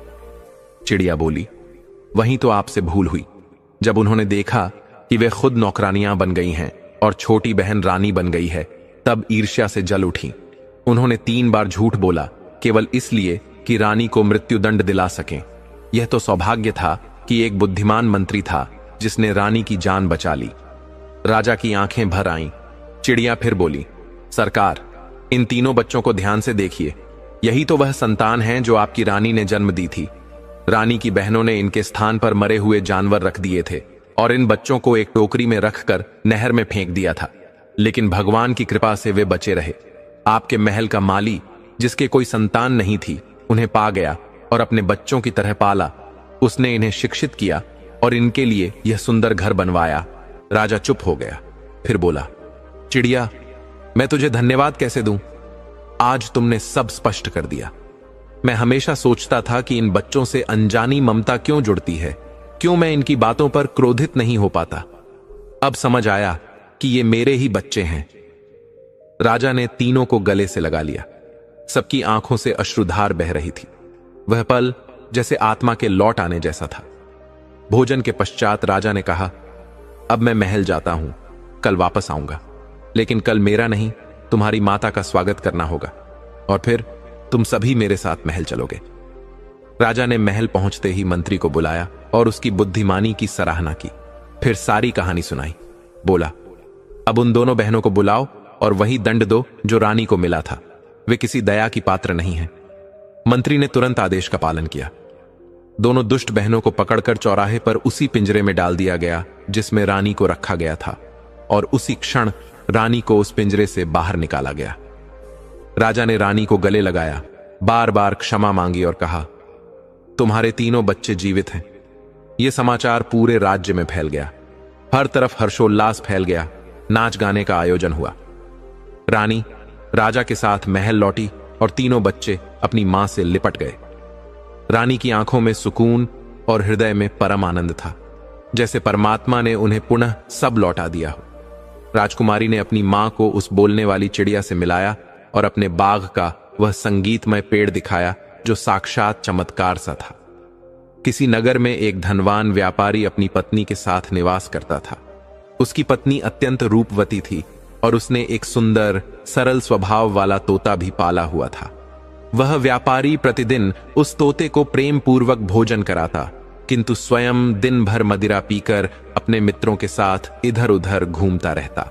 जब संध्या होती तब वह थका मांदा घर लौटता और अपनी पत्नी से कहता, हे प्रिय, शीघ्र भोजन बनाओ, आज मेरे कुछ मित्र साथ आए हैं, वे भी तुम्हारे हाथों से बना भोजन करेंगे। ऐसा ही प्रतिदिन होता। मित्रों के साथ दिन भर की मस्ती, रात्रि में घर लौटना और पत्नी से भोजन की मांग करना, यह सब तोता निष्प्रह भाव से देखता रहता। उसका मन शुद्ध था और स्वभाव निर्मल। वह जानता था कि सेठ के जो मित्र रोज घर आते हैं उनके मन में कपट और छल की भावना है। वह सब देखता पर शांत रहता। दिन ऐसे ही बीतते रहे। एक दिन सेठ ने जैसे ही तोते को भोजन देने के लिए हाथ बढ़ाया, तोता धीरे से बोला, हे सेठ जी, आप प्रतिदिन अपने मित्रों को घर लाते हैं, पत्नी से उनके लिए भोजन बनवाते हैं। यह ठीक नहीं है। आपके इन कर्मों से कोई भारी विपत्ति आपके जीवन में प्रवेश कर सकती है। इन लोगों को अपने गृह में आमंत्रित करना उचित नहीं। इन पर विश्वास करना तो और भी घातक है। सेठ को यह सुनकर आश्चर्य हुआ। उसने कहा, तोते, तू मेरे मित्रों के बारे में इस प्रकार क्यों बोल रहा है? वे मेरे सच्चे मित्र हैं। तोता शांत स्वर में बोला, हे सेठ जी, मैं किसी का अपमान नहीं कर रहा, परंतु कुछ व्यक्ति ऐसे होते हैं जिन्हें अपने घर बुलाना विनाश को निमंत्रण देने के समान होता है। और 3 प्रकार के ऐसे लोग हैं जिन पर कभी भी विश्वास नहीं करना चाहिए और उन्हें अपने घर कभी नहीं बुलाना चाहिए। सेठ ने उत्सुक होकर पूछा, तो बताओ, वे 3 कौन हैं जिन्हें अपने घर नहीं बुलाना चाहिए? तोता उत्तर देने से पहले बोला, हे सेठ जी, मैं आपको उत्तर दूंगा, परंतु पहले एक महत्वपूर्ण कथा सुननी होगी। इस कथा को प्रारंभ से अंत तक ध्यानपूर्वक सुनना अनिवार्य है, क्योंकि अधूरा ज्ञान विष के समान होता है। सेठ ने वचन दिया, हे तोते, मैं वचन देता हूं, मैं इस कथा को संपूर्ण श्रद्धा से सुनूंगा, आरंभ से अंत तक। तोता फिर बोला, हे सेठ जी, बहुत समय पहले की बात है। एक नगर में एक राजा राज्य करता था। वह राजा क्रूर था और काम वासना में लिप्त रहता था। उसका चित्त सदा सुंदर स्त्रियों में आसक्त रहता था। और फिर तोता उस कथा को धीरे धीरे एक पवित्र शिक्षाप्रद रूप में सुनाने लगा। फिर वह तोता धीरे से व्यापारी से कहता है, जिसका मन चंचल हो, जिसकी इंद्रियां वश में न हो, वह व्यक्ति चाहे जितना बड़ा राज्य क्यों न पाले, वह राज्य अधिक समय तक उसके हाथ में नहीं टिकता। ऐसे ही एक राजा था, जिसके राज्य में एक निर्धन मछुआरा भी निवास करता था। वह मछुआरा प्रतिदिन समुद्र से मछलियां पकड़कर किसी अन्य नगर में उन्हें बेचकर अपने परिवार का पालन पोषण करता था। यही उसका जीवन था, यही उसका धर्म। वर्ष बीतते गए, जीवन उसी प्रकार चलता रहा। लेकिन एक दिन जैसे ही वह मछुआरा प्रतिदिन की भांति समुद्र किनारे मछलियां पकड़ने गया, उसी समय नागलोक में भी कुछ विचित्र घटित हो रहा था। नागलोक के राजा, जो अपनी अपूर्व रूपवती पुत्री से अत्यंत स्नेह करते थे, उसे लेकर भ्रमण हेतु समुद्र तट की ओर निकले। नागकन्या ने आग्रह किया था, पिताश्री, मुझे पृथ्वी देखनी है, समुद्र के किनारे चलिए, वहां का दृश्य देखने की मेरी अभिलाषा है। पुत्री के इस आग्रह पर नागराज ने पहले तो चिंता जताई। पुत्री, हम नागवंशी हैं, मनुष्यों के क्षेत्र में जाना हमारे लिए उचित नहीं। वहां का वातावरण हमारे लिए संकट से भरा हो सकता है। पर जब पुत्री ने दृढ़ स्वर में कहा, पिताश्री, आप चिंता न करें, मैं हर स्थिति में आपकी रक्षा करूंगी, तब नागराज उसकी बात मान गए। वे दोनों नाग नागिन के रूप में समुद्र तट पर भ्रमण को निकले। उधर समुद्र किनारे वही मछुआरा अपनी दिनचर्या अनुसार जाल डालता है, परंतु पहली बार जाल खाली लौट आता है। वह मन ही मन सोचने लगता है, आज मेरी किस्मत ही खराब है। यदि आज मछलियां नहीं मिली तो परिवार का पेट कैसे भरूंगा। घर में वृद्ध माता पिता भी हैं। चिंता और हताशा के साथ वह फिर जाल समुद्र में डालता है। दूसरी बार भी केवल कंकड़ पत्थर फंसते हैं। अब उसका मन और भी खिन्न हो जाता है, फिर भी हार नहीं मानता और तीसरी बार प्रयास करता है। तीसरी बार जब वह जाल डालता है तो भाग्य को कुछ और ही मंजूर होता है। इस बार जाल में फंसते हैं नागराज स्वयं, जो पुत्री से कुछ पीछे चल रहे थे। नागकन्या बच जाती है, पर पिता जाल में फंस जाते हैं।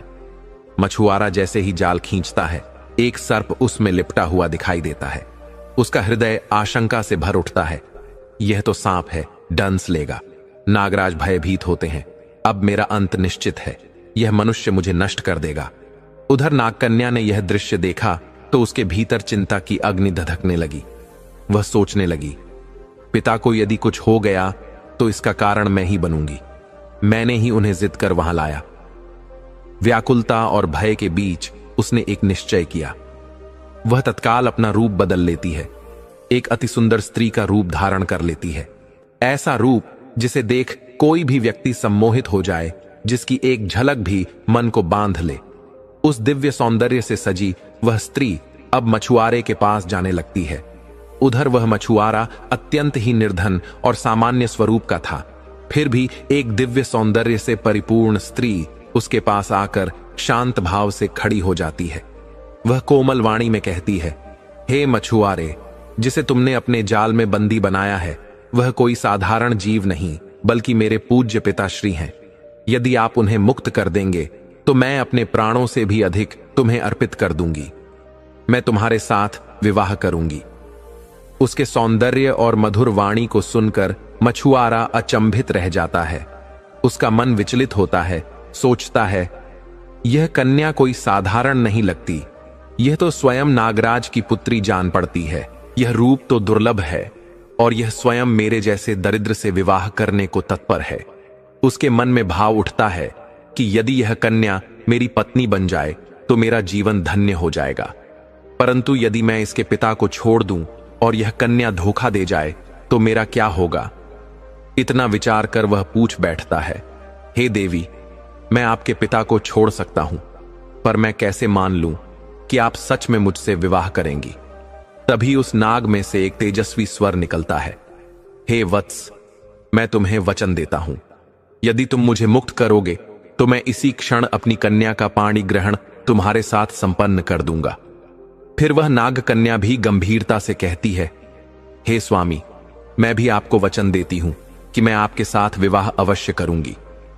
अब मछुआरे का संदेह दूर हो जाता है। वह विश्वास करके नागराज को जाल से मुक्त कर देता है। नागराज अपने दिव्य रूप में प्रकट होते हैं और कहते हैं, वत्स, तूने मुझ पर अनंत उपकार किया है। मैं अभी इसी समुद्र तट पर तेरी मेरी पुत्री से विधिपूर्वक विवाह कराता हूं। फिर विधि विधान से वैदिक मंत्रों के साथ समुद्र के किनारे उस मछुआरे का विवाह नागकन्या से संपन्न होता है। विवाहोपरांत नागराज अपनी पुत्री को मछुआरे के साथ विदा कर देते हैं। मछुआरा अत्यंत प्रसन्न होता है और अपनी नववधू को लेकर अपनी साधारण सी झोपड़ी में आता है। वहां जब नागकन्या देखती है कि उसका पति अत्यंत निर्धन है, तो भी उसके मन में किसी प्रकार की ग्लानि नहीं होती। अगर कोई सामान्य स्त्री होती तो रोती, क्रोधित होती, कहती, मैंने अपने जीवन के साथ क्या कर डाला। परंतु वह नागकन्या अपने पति के प्रति पूर्ण समर्पित रहती है। वह प्रेम और श्रद्धा से उस झोपड़ी में रहने लगती है। तब मछुआरा कहता है, हे प्रिय, हमारे पास तो अन्न का एक दाना भी नहीं है। क्या तुम इस दीनता में मेरे साथ सुखी रह सकोगी? नागकन्या मुस्कुराकर उत्तर देती है, हे नाथ, आपने मेरे साथ वैदिक रीति से विवाह किया है। मेरे पिता ने मुझे आपको समर्पित किया है। अब आपका जीवन ही मेरा जीवन है। आपके सुख दुख में सहभागी बनना ही मेरा धर्म है। मैं सदा आपके साथ रहूंगी, चाहे जैसी भी परिस्थिति हो। इस प्रकार दोनों जीवन पथ पर साथ चलते हैं। मछलियां पकड़ता और उन्हें नगर में बेचता। इसी बीच भगवान विष्णु देवी लक्ष्मी से कहते हैं, हे प्रिय, उस नगर में एक दिन ऐसा हुआ कि राजा का एक सेनापति नगर भ्रमण पर निकला। वह घोड़े पर सवार होकर नगर में प्रवेश करता है, जहां वह मछुआरा अपनी पत्नी नागकन्या के साथ सुखपूर्वक जीवन व्यतीत कर रहा होता है। चलते चलते सेनापति उस झोपड़ी तक पहुंचता है और वहां बैठी उस दिव्य स्त्री को देखकर उसकी दृष्टि स्थिर रह जाती है। उसके साथ एक मंत्री और सैनिक भी होते हैं। वह सैनिक चकित होकर पास के लोगों से पूछता है, यह दिव्य नारी कौन है? लोग उत्तर देते हैं, यह मछुआरे की पत्नी है। हाल ही में इसका विवाह हुआ है। अब सेनापति सोच में पड़ जाता है। महाराज को इस बात की जानकारी देना आवश्यक है। मंत्री के मन में भी एक विचार आता है, यह स्त्री तो महलों की शोभा है, यह मछुआरे के संग क्यों रह रही है? इसे तो महाराज की रानी होना चाहिए। इस प्रकार वे तीनों बिना विलंब किए सीधे राजमहल की ओर प्रस्थान करते हैं। उसके बाद वह सेनापति सीधे उस नगर के राजा के पास पहुंचता है और आदरपूर्वक निवेदन करता है, हे महाराज, हमारे राज्य में एक साधारण मछुआरा है, परंतु उसकी पत्नी की सुंदरता इतनी अलौकिक है कि आपकी समस्त रानियां भी उसकी तुलना में तुच्छ प्रतीत होती हैं। उसके मुख पर चंद्रमा जैसी दिव्यता है। उसकी आभा इतनी निर्मल है कि शब्दों में वर्णन करना कठिन है। ऐसा लगता है मानो कोई देवकन्या धरती पर उतर आई हो। राजा यह सब सुनकर चकित होता है। फिर कहता है, हे सेनापति, मैं कैसे मान लूं कि ऐसा सच है? क्या वास्तव में एक मछुआरे की पत्नी इतनी सुंदर हो सकती है? सेनापति आग्रहपूर्वक कहता है, हे महाराज, यदि आप स्वयं चलकर देखें तो आपके समस्त संदेह दूर हो जाएंगे। फिर राजा स्वयं सेनापति के साथ घोड़े पर सवार होकर उस मछुआरे की झोपड़ी की ओर प्रस्थान करता है। कुछ ही समय बाद वे दोनों उस झोपड़ी के सामने पहुंचते हैं। मछुआरा जैसे ही राजा को अपने द्वार पर खड़ा देखता है, तुरंत चरणों में झुक जाता है और अत्यंत विनम्रता से कहता है, हे राजन, आपने मेरे कुटीर पर पधारने की कृपा की। यह मेरा सौभाग्य है। यदि आप संदेश भेज देते तो मैं स्वयं हाजिर हो जाता। राजा उस झोपड़ी में दृष्टिपात करता है और जैसे ही उस स्त्री को देखता है, स्तब्ध रह जाता है। वह स्त्री अपूर्व सौंदर्य से परिपूर्ण थी।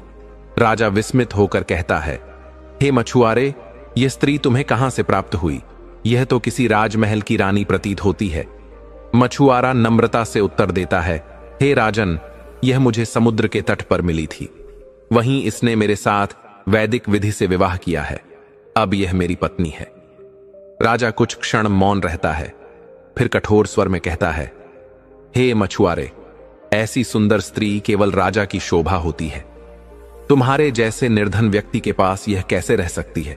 अब से यह स्त्री राजमहल में रहेगी और मेरी रानी कहलाएगी। राजा के इन वचनों से मछुआरे का हृदय शोक से भर जाता है। वह कांपते स्वर में कहता है, हे महाराज, यह तो अन्याय होगा। आप सब कुछ कर सकते हैं, परंतु यह धर्म के विपरीत है। राजा उसकी ओर देखते हुए कहता है, मछुआरे, मेरी 3 शर्तें हैं। यदि तू उन तीनों को पूरा कर देगा तो यह स्त्री तेरी ही रहेगी, परंतु यदि तू असफल रहा तो यह स्त्री राजमहल में जाएगी और तुझे अपने देश को छोड़ देना होगा। तुझे देश निकाला मिल जाएगा। मछुआरा घबराकर कहता है, हे राजन, मैं एक साधारण गरीब मछुआरा हूं, आपकी शर्तें कैसे पूरी कर पाऊंगा? राजा कठोर स्वर में कहता है, यह हमारी आज्ञा है। यदि तू इस स्त्री को अपने पास रखना चाहता है तो तुझे हमारी शर्तें माननी होंगी। इतना कहकर राजा और उसका मंत्री राजमहल लौट जाते हैं।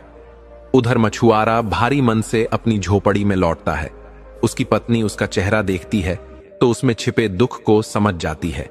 वह धीरे से पूछती है, हे स्वामी, आप इतने व्यथित क्यों हैं? क्या राजा की बातों ने आपको भयभीत कर दिया है? मछुआरा गहरी सांस लेकर कहता है, हे प्रिय, मैं धर्म संकट में फंस गया हूं। वह राजा है और राजा का मन जैसे अग्नि और जल न जाने कब पलट जाए। ऐसे से दूर रहना ही भला। अब क्या होगा यह तो समय ही बताएगा। जिस स्त्री पर राजा की दृष्टि हो उसे चाहना भी पाप समान है। राजा जिसके प्रति आसक्त हो जाए वह किसी और के प्रेम को सहन नहीं कर सकता। वह अपने मार्ग में बाधा बनने वाले को समाप्त करवा सकता है। यही बात एक मछुआरा अपनी पत्नी से कहता है, हे प्रिय, मैं सत्य कहता हूं, यदि तुम मेरे साथ रहोगी तो राजा हमें जीवित नहीं छोड़ेगा। इसलिए मैं तुम्हें सलाह देता हूं कि तुम महलों में चली जाओ। तुम्हारा जीवन भी सुरक्षित रहेगा और मेरी जान भी बच जाएगी।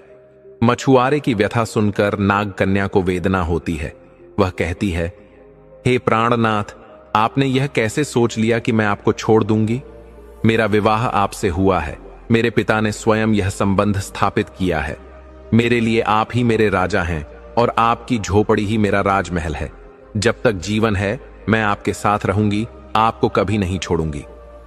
मछुआरा फिर कहता है, प्रिय, पर राजा की शर्तें कैसे पूरी होंगी? नागकन्या उत्तर देती है, आप दरबार में जाइए और राजा से पूछिए कि उसकी शर्तें क्या हैं। फिर कहिए, हम शर्तें पूरी करने को तैयार हैं, लेकिन यदि हम जीत जाएं तो आपको भी यह राज्य छोड़ना होगा, क्योंकि शर्त हारने पर शासन का अधिकार भी चला जाता है। मछुआरा यह बात मान लेता है। अगले दिन वह दरबार में जाता है और कहता है, मुझे आपकी तीनों शर्तें स्वीकार हैं।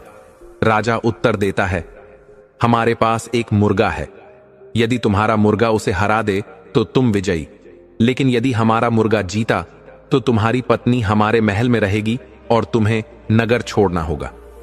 मछुआरा कहता है, महाराज, यदि मेरा मुर्गा जीत जाए तो फिर आपको भी यह नगर छोड़ना होगा। राजा यह शर्त स्वीकार कर लेता है। अगले दिन पूरे राज्य में घोषणा होती है कि मुर्गों की लड़ाई होगी। मछुआरे के मन में भय भर जाता है। कैसे जीत पाएगा मेरा मुर्गा? वह अपनी पत्नी से कहता है, प्रिय, मेरा मुर्गा 1 मिनट भी नहीं टिक पाएगा।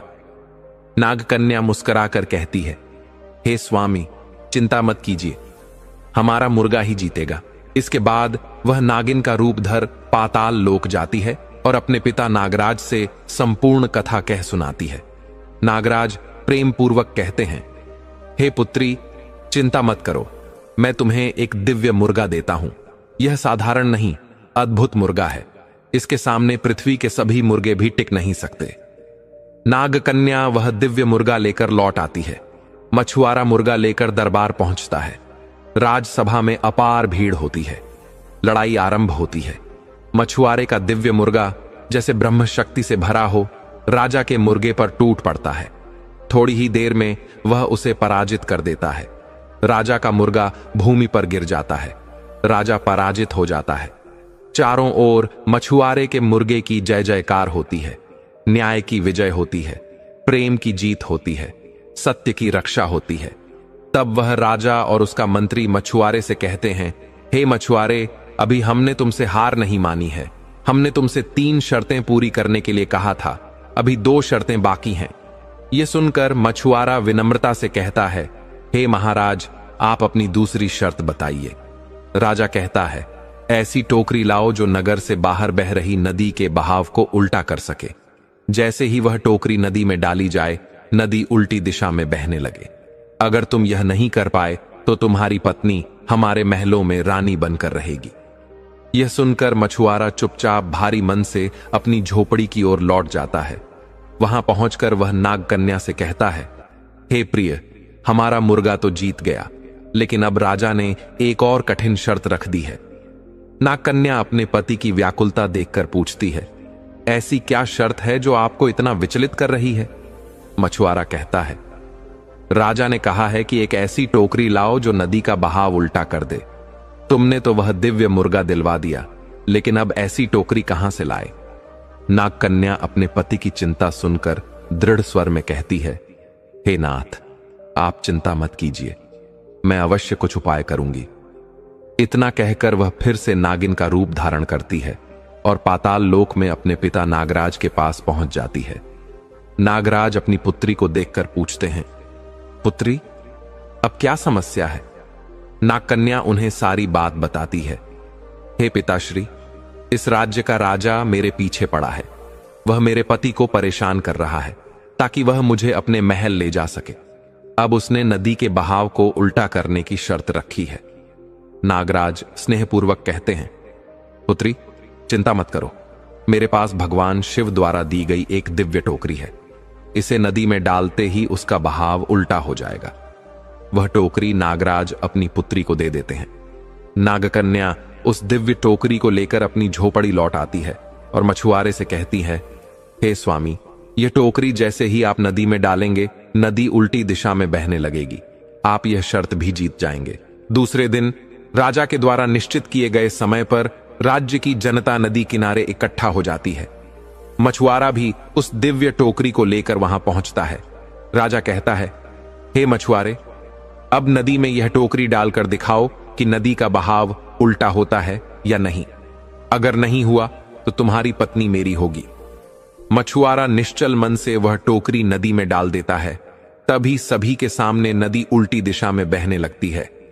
यह चमत्कार देखकर पूरी जनता स्तब्ध रह जाती है। सभी लोग राजा से कहते हैं, राजा साहब, मछुआरा अब 2 शर्तें जीत चुका है, अब आप हार गए हैं। मित्रों, भगवान विष्णु माता लक्ष्मी से कहते हैं, हे देवी लक्ष्मी, और वह तोता उस व्यापारी से कहता है, सेठ जी, यह सब सुन और देखकर राजा जान चुका था कि वह 2 बार हार चुका है, पर वह राजा था, हार कब मानने वाला था?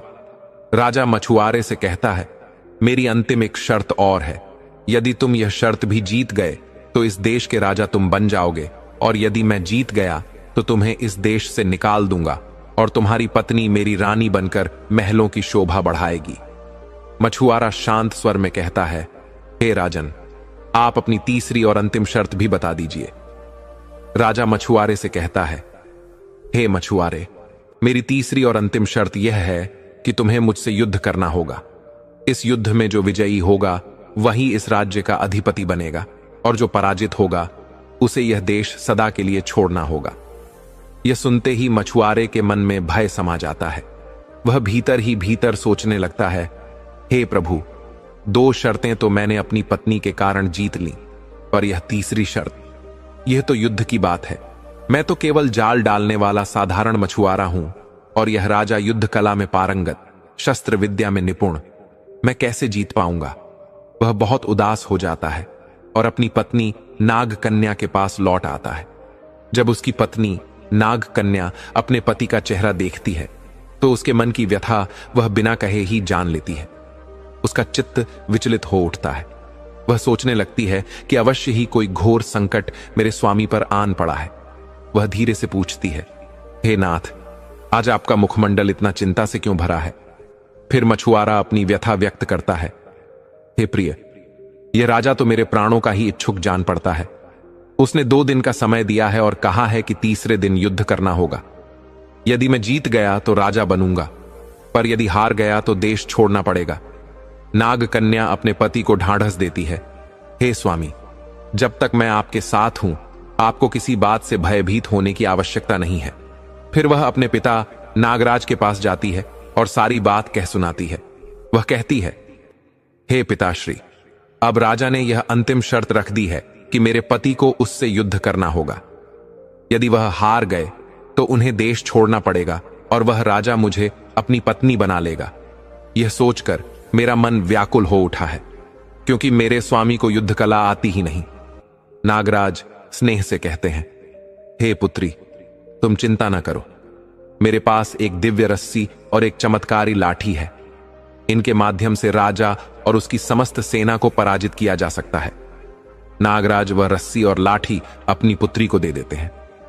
नाग कन्या उन्हें लेकर लौट आती है और अपने पति को समझाते हुए कहती है, हे नाथ, आपके सामने चाहे कितनी ही विशाल सेना क्यों ना हो, आप इस रस्सी और लाठी से उन्हें परास्त कर सकते हैं। बस आपको कहना होगा, बंद रस्सी और मार मार लाठी। इतना कहते ही रस्सी सारे शत्रुओं को बांध लेगी और लाठी उन पर काल बनकर टूट पड़ेगी। युद्ध का दिन आता है। राजा की विशाल सेना मैदान में सजकर खड़ी हो जाती है और उधर से मछुआरा अकेला आता है, हाथ में केवल रस्सी और लाठी। राजा उसे देख हंसता है और कहता है, अकेले आए हो? क्यों मृत्यु को आमंत्रण दे रहे हो? अपनी पत्नी मुझे सौंप दो और मृत्यु से बचो। मछुआरा दृढ़ता से उत्तर देता है, हे राजन, बातों से नहीं, युद्ध से सिद्ध होगा कि कौन योग्य है। यदि आप युद्ध में विजय पाएंगे तभी मेरी पत्नी को अपना कह सकेंगे, पर यदि हार गए तो शर्त अनुसार यह देश आपको त्यागना होगा। राजा क्रोधित हो उठता है और युद्ध की घोषणा करता है। मछुआरा रस्सी निकालता है और कहता है, बंद रस्सी। रस्सी उछलती है और पूरी सेना को बांध लेती है। फिर वह लाठी निकालता है और कहता है, मारो लाठी। वह लाठी प्रलय बनकर सेना और राजा पर टूट पड़ती है, उन्हें घायल कर देती है। राजा भयभीत होकर कांपने लगता है, हाथ जोड़कर मछुआरे से प्रार्थना करता है, हे मछुआरे, मुझे क्षमा कर दो, मुझे जीवन दान दो, मैं अपनी पराजय स्वीकार करता हूं। मछुआरा उसे क्षमा करता है और कहता है, हे राजन, अब शर्त के अनुसार आप इस देश के राजा नहीं रहे, कृपया इस देश को छोड़ दीजिए। राजा हार मानकर देश छोड़ देता है और मछुआरा अपनी पत्नी नाग कन्या के साथ राज्य का अधिपति बनता है। भगवान विष्णु माता लक्ष्मी से कहते हैं, हे देवी, वह तोता उस व्यापारी से यही कह रहा था कि यदि पत्नी सच्चे अर्थों में साथ दे तो बड़े से बड़ा संकट भी पराजित हो जाता है। पत्नी केवल नाम मात्र की नहीं होती, वह पति की आत्मा होती है। उसका स्नेह और समर्पण ही सबसे बड़ी शक्ति है। ऐसी पत्नी यदि किसी पुरुष के साथ हो तो संसार की कोई ताकत उसके पति को हानि नहीं पहुंचा सकती। लेकिन कलयुग में कुछ स्त्रियां ऐसी भी होती हैं जो यदि उन्हें कहीं और अधिक सुख सुविधा दिख जाए तो अपने पति को छोड़कर वहां चली जाती हैं। परंतु वह स्त्री जो किसी भी लोभ में न आए, पति के सुख दुख में साथ निभाए, उसी अल्प संसाधन में संतुष्ट रहे, ऐसी स्त्रियां स्वर्ग की अधिकारी होती हैं।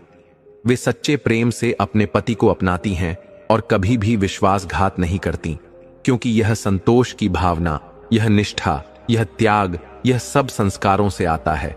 माता पिता अपने बच्चों को जैसे संस्कार देते हैं, उनका जीवन वैसा ही बन जाता है। दर्शक बंधु, यह कथा अभी यही समाप्त नहीं होती। अब हम जानेंगे कि ब्रह्मा जी ने क्यों किया अपनी ही बेटी से विवाह। प्रिय दर्शकों, ब्रह्मा और सरस्वती की कथा उसी समय से प्रारंभ होती है जब सृष्टि का उद्गम हो रहा था। सनातन धर्म के अनुसार सृष्टि की रचना ब्रह्मा जी के द्वारा की गई है। वहीं इस सृष्टि का पालन भगवान विष्णु द्वारा और संहार का कार्य भगवान शिव के द्वारा संपन्न होता है। हिंदू धर्म में त्रिदेवों ब्रह्मा, विष्णु और महेश को क्रमशः सृजन, पालन और संहार का प्रतीक माना गया है। किंतु यह बात भी अद्भुत है कि पृथ्वी पर हम सभी ने भगवान विष्णु और भगवान शिव के असंख्य भव्य मंदिर देखे हैं, परंतु ब्रह्मा जी के मंदिर दुर्लभ हैं।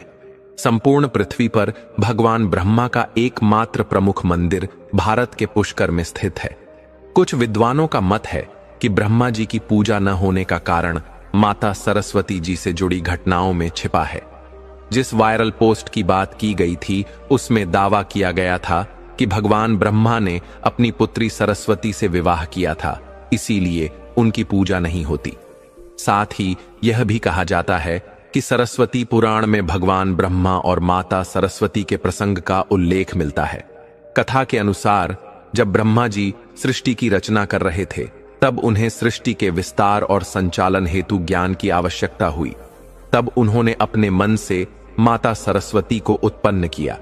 माता सरस्वती का कोई भौतिक जन्म नहीं हुआ, उनका आविर्भाव ब्रह्मा के ध्यान और संकल्प से हुआ था। इसीलिए उन्हें ज्ञान की देवी कहा गया। जैसे जैसे ब्रह्मा जी सृष्टि का विस्तार करते गए, जीव, जंतु, पर्वत, नदी, वन आदि का सृजन हुआ। उसी समय वे माता सरस्वती के दिव्य सौंदर्य पर मोहित हो गए। सरस्वती जी न केवल ज्ञान की देवी थीं, अपितु अनुपम सौंदर्य की भी प्रतिमूर्ति थीं। किंतु सरस्वती का जन्म ब्रह्मा जी से ही हुआ था। इसीलिए जब ब्रह्मा जी उनके प्रति आकर्षण अनुभव करने लगे तो देवलोक में उनकी तीव्र निंदा हुई। देवलोक की आलोचना के बावजूद ब्रह्मा जी ने माता सरस्वती से विवाह किया और फिर दोनों पृथ्वी पर एक तपस्वी जीवन जीने लगे। बताया जाता है कि पृथ्वी पर ब्रह्मा और सरस्वती के संघ से मनु का जन्म हुआ, जो आगे चलकर मनुष्य जाति के प्रवर्तक बने। ब्रह्मा जी के इस व्यवहार के कारण ही देवलोक में यह निश्चय किया गया कि ब्रह्मा जी की पृथ्वी पर पूजा नहीं होगी।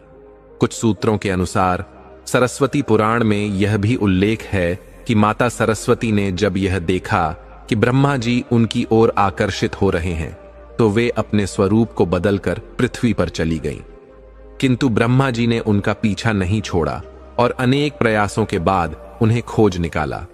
सरस्वती पुराण में वर्णन है कि ब्रह्मा जी माता सरस्वती से शारीरिक संबंध स्थापित करना चाहते थे, परंतु माता सरस्वती इसके लिए इच्छुक नहीं थीं।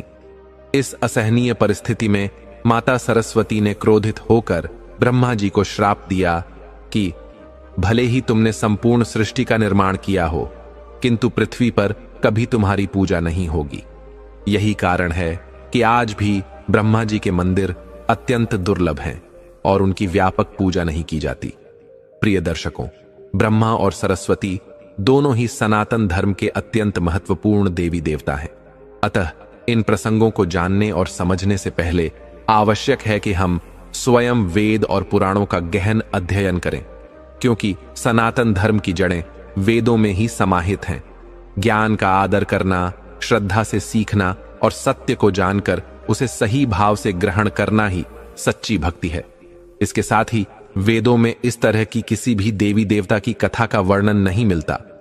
हम जिन देवी देवताओं के विषय में जानते हैं वे अधिकतर पुराणों में वर्णित हैं। अब आपको यह भी समझना होगा कि ब्रह्मा और सरस्वती के संबंध को लेकर जो कथाएं सुनाई जाती हैं, उनमें यह कहा जाता है कि यह जानकारी सरस्वती पुराण से ली गई है। मगर हैरानी और विचारणीय बात यह है कि सरस्वती पुराण नामक कोई भी पुराण हिंदू धर्म में अस्तित्व में नहीं है। हिंदू धर्म में 4 वेद और 18 महापुराण माने गए हैं। इन 18 पुराणों में सरस्वती पुराण का कोई उल्लेख नहीं मिलता। कुछ बड़े पुराणों को उपपुराणों में विभाजित किया गया है, परंतु उपपुराणों में भी सरस्वती पुराण नाम से कोई ग्रंथ मौजूद नहीं है। कहीं कहीं मत्स्य पुराण का उल्लेख होता है, मगर उसमें भी ब्रह्मा और सरस्वती के विवाह जैसी कोई घटना वर्णित नहीं है। मित्रों, अब प्रश्न उठता है कि वास्तव में ब्रह्मा और सरस्वती के बीच क्या संबंध है। इसके लिए आपको यह समझना होगा कि जब ब्रह्मा जी ने सृष्टि की रचना आरंभ की थी, तब विष्णु और महेश के अतिरिक्त इस ब्रह्मांड में और कुछ भी नहीं था। सृष्टि को आगे बढ़ाने के लिए उन्हें पुरुष और स्त्री तत्व की आवश्यकता थी। अतः ब्रह्मा जी ने अपने संकल्प और ध्यान से माता सरस्वती, नारद, मनु, सनक, सनंदन, सनातन, सनत कुमार, भृगु और अत्रि जैसे विभूतियों की उत्पत्ति की ओर उन्हें सृष्टि के संचालन हेतु पृथ्वी पर भेजा। सृष्टि के ज्ञान संतुलन को बनाए रखने के लिए ब्रह्मा जी ने माता सरस्वती को अपने साथ रखा। साथ रहने वाली स्त्री को पत्नी का दर्जा देना एक सहज प्रक्रिया थी। यदि हर वस्तु की रचना ब्रह्मा जी द्वारा ही हुई थी, तो बेटी हो या पत्नी, दोनों की उत्पत्ति उनके ही द्वारा संभव थी।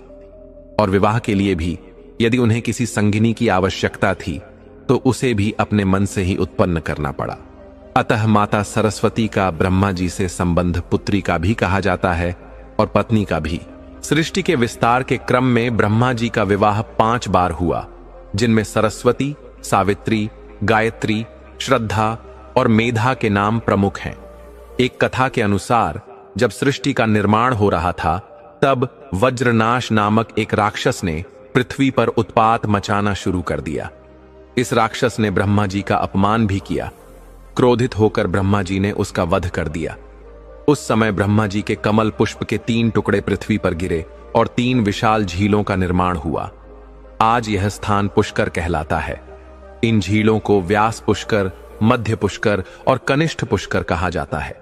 झीलों के निर्माण के पश्चात वहां एक महायज्ञ का आयोजन तय हुआ। वेदों के अनुसार यज्ञ में पत्नी का साथ आवश्यक होता है। बिना पत्नी के यज्ञ संपूर्ण नहीं होता। उस समय ब्रह्मा जी की पत्नी सावित्री थीं, परंतु वे यज्ञ में समय पर नहीं पहुंच सकीं। शुभ मुहूर्त बचाने हेतु भगवान विष्णु ने यह सुझाव दिया कि किसी अन्य स्त्री से ब्रह्मा जी का विवाह कराया जाए ताकि यज्ञ पूरा किया जा सके। नारद जी ने एक स्थानीय कन्या गायत्री को विवाह के लिए सहमत किया और फिर ब्रह्मा जी और गायत्री का विवाह संपन्न कराया गया। इसी के साथ ब्रह्मा जी ने गायत्री के साथ यज्ञ में भाग लिया। उसी समय माता सावित्री वहां पहुंची। संपूर्ण दृश्य को देखकर वे अत्यंत क्रोधित हो गईं। अपने अपमान और क्रोध में उन्होंने भगवान ब्रह्मा को श्राप दिया कि धरती पर उनकी पूजा कभी व्यापक रूप से नहीं होगी। साथ ही नारद जी को भी श्राप दिया कि वे आजीवन अविवाहित रहेंगे। जब उन्हें यह ज्ञात हुआ कि इस योजना के पीछे भगवान विष्णु का भी हाथ था, तो उन्होंने विष्णु जी को भी श्राप दिया कि वे अपनी पत्नी से वियोग सहेंगे। इस श्राप का परिणाम श्री राम अवतार में सीता माता के वियोग के रूप में प्रकट हुआ। बाद में माता सावित्री का क्रोध शांत हुआ तो उन्होंने ब्रह्मा जी के लिए यह शर्त रखी कि केवल पुष्कर क्षेत्र में उनकी पूजा होगी। इस निर्णय के बाद माता सावित्री पुष्कर के समीप रत्नागिरी पर्वत पर चली गईं और तपस्या में लीन हो गईं। आज भी रत्नागिरी पर्वत पर माता सावित्री का भव्य मंदिर स्थित है और ठीक नीचे पुष्कर के तीर्थ क्षेत्र में भगवान ब्रह्मा का मंदिर स्थित है। इतिहासकारों के अनुसार पुष्कर में भगवान ब्रह्मा की मूर्ति की स्थापना आदि शंकराचार्य जी द्वारा 711 ईस्वी के लगभग करवाई गई थी। उससे पूर्व वहां निराकार रूप में पूजा होती थी। जब संपूर्ण ब्रह्मांड में शून्यता थी, तब ब्रह्मा जी ने सृष्टि का निर्माण किया। माता सरस्वती को उन्होंने अपने मन से उत्पन्न किया और अपने साथ रखा। इसी कारण कुछ लोग सरस्वती को उनकी संगिनी मानते हैं और कुछ लोग उन्हें ब्रह्मा जी की पुत्री कहते हैं। मित्रों, सरस्वती द्वारा ब्रह्मा जी को श्राप दिए जाने का कोई प्रमाण वेदों या मुख्य पुराणों में नहीं मिलता। अतः इस विषय में अज्ञानवश फैलाई गई कथाओं पर विश्वास करने के पहले आवश्यक है कि हम वेद पुराणों का गंभीर अध्ययन करें। ब्रह्मा जी, जिन्हें सृष्टिकर्ता कहा जाता है, उन्होंने अपने तप, संकल्प और ध्यान से इस सृष्टि की रचना की। जब उन्होंने सृष्टि का विस्तार करना चाहा, तब उनके मानस से एक दिव्य शक्ति उत्पन्न हुई, जिसे हम सरस्वती देवी के नाम से जानते हैं। अब ध्यान दीजिए, सरस्वती ब्रह्मा जी की मानसिक संतान थीं, अर्थात उनके मन से उत्पन्न, न कि भौतिक रूप से जन्मी पुत्री। यह एक आध्यात्मिक उत्पत्ति थी, न कि सांसारिक। लेकिन जब सरस्वती प्रकट हुई, उनकी दिव्य शोभा, उनका तेज, उनका सौंदर्य ऐसा था कि स्वयं ब्रह्मा जी भी कुछ क्षणों के लिए मोहित हो उठे। यह मोहित होना सांसारिक वासना नहीं थी, बल्कि सृजनात्मक आकर्षण था। यह आकर्षण था ज्ञान, शक्ति और सृजन के मिलन का, ताकि सृष्टि का संचालन आगे बढ़ सके। सनातन धर्म में ब्रह्मा जी और सरस्वती जी के संबंध को सृजनात्मक एकता का प्रतीक माना गया है, न कि सांसारिक विवाह जैसा। यह मिलन आवश्यक था ताकि ज्ञान और सृजन एक साथ आकर इस ब्रह्मांड को आगे बढ़ा सकें। फिर भी समय के साथ कुछ लोक कथाओं और ग्रंथों में इसे सांसारिक नजरिए से देखा गया और इसी भ्रम ने यह सवाल जन्म दिया कि क्या ब्रह्मा जी ने अपनी ही पुत्री से विवाह किया। सच्चाई यह है कि ब्रह्मा जी और सरस्वती जी का संबंध पवित्र ज्ञान और सृजन के योग का प्रतीक है। यह उस दिव्य चेतना का मिलन है जो अज्ञानता को दूर कर सृष्टि में जीवन का संचार करती है। यह कथा हमें यह भी सिखाती है कि सनातन धर्म की गहराई को सतही दृष्टि से नहीं देखना चाहिए। जहां पश्चिमी सोच रिश्तों को केवल भौतिक नजरों से देखती है, वहीं सनातन दृष्टिकोण में हर संबंध के पीछे कोई गहरा आध्यात्मिक अर्थ, योग और धर्म छिपा होता है। तो प्रियजनों, अगली बार जब कोई आपसे पूछे क्या ब्रह्मा जी ने अपनी ही बेटी से विवाह किया था, तो शांत चित्त होकर उत्तर दीजिए, नहीं, यह सांसारिक नहीं था, बल्कि ब्रह्मांडीय चेतना के ज्ञान और सृजन का परम मिलन था। तो प्रिय दर्शकों, आज आपने जाना कि ब्रह्मा जी और सरस्वती जी का वह संबंध जिसे बहुत से लोग सांसारिक दृष्टि से देखते हैं, असल में ज्ञान और सृजन का वह अद्भुत योग था जिससे संपूर्ण ब्रह्मांड का विस्तार संभव हुआ। यह कोई सांसारिक विवाह नहीं था, यह था चेतना का प्रस्फुटन, आत्मिक ऊर्जा का संगम और सनातन धर्म के गूढ़ तत्व का प्रकटीकरण। ध्यान रखिए, सनातन धर्म को समझने के लिए केवल आंखों से नहीं, हमें आत्मा से देखना होता है, जहां प्रतीक, कथा और रहस्य सब मिलकर ईश्वर की लीला को प्रकट करते हैं। यदि आज की इस यात्रा ने आपके भीतर जिज्ञासा, श्रद्धा और सनातन के प्रति प्रेम को बढ़ाया हो, तो इस ज्ञान की ज्योति को और फैलाने के लिए हमारे चैनल को अवश्य सब्सक्राइब करें, घंटी के बटन को दबाएं, ताकि हर बार जब हम एक नया दिव्य रहस्य खोलें, आप सबसे पहले उसे जान सकें। अपने विचार कमेंट में लिखिए, सनातन धर्म की जय।